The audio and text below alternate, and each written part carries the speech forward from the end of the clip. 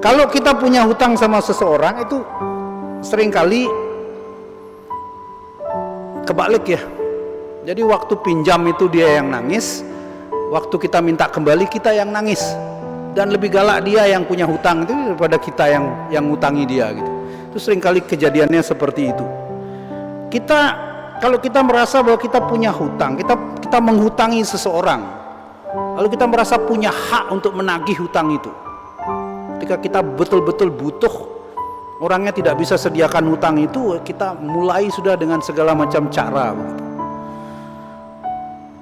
Kalau kita bawa ini dalam kehidupan beragama, seringkali juga mentalitas kita itu mentalitas seperti orang yang memberikan hutang kepada Tuhan. Dan kita minta Tuhan untuk membayar hutangnya kepada kita. Dengan kata lain, kita merasa berjasa dengan Tuhan dan sudah sewajarnya Tuhan harus mengganjar jasa-jasa saya. Jadi saya membuat kredit kepada Tuhan dan Tuhan sekarang harus bayar ini hutang ini. Berbagai macam teks di dalam Alkitab itu menunjukkan seringkali kita kecilik dengan seperti ini. Kita ingat cerita tentang para penggarap kebun anggur itu yang kerja dari pagi, ada yang agak siang, ada yang sore, ada yang menjelang tutup. Dia kerja dan semua dibayar 1 dinar.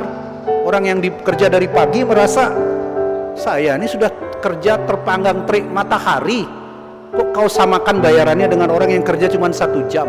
Saya merasa saya sudah berjasa sama Tuhan. Tapi Alkitab selalu mengatakan, enggak, ini semua melulu karena kemurah hatian Tuhan. Iri hatikah engkau karena aku murah hati?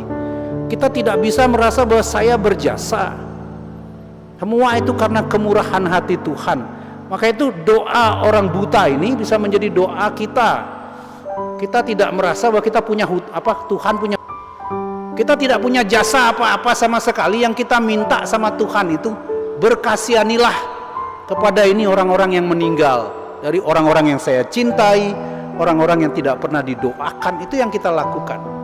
Doa koronka, doa kerahiman, itu meminta kerahiman Tuhan. Bukan kita merasa bahwa kita berjasa.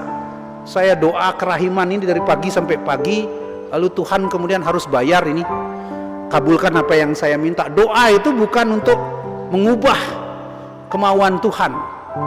Doa itu untuk mengubah kita. Bukan kita ngotot seperti janda miskin itu, kita gedor terus pintu surga sampai Tuhan telinganya tuli. Ya, seperti kisah tentang hakim yang lalim dengan janda miskin itu. Kita gedor pintu surga supaya Tuhan itu bukakan pintu berubah. Nah, doa itu supaya kita berubah. Nah, ketika Yesus berhenti, apa yang bisa menghentikan Yesus? Ya, kalau kita berteriak kepada Dia. Semakin dilarang, semakin keras orang buta ini berteriak, Yesus putra Daud, kasihanilah aku.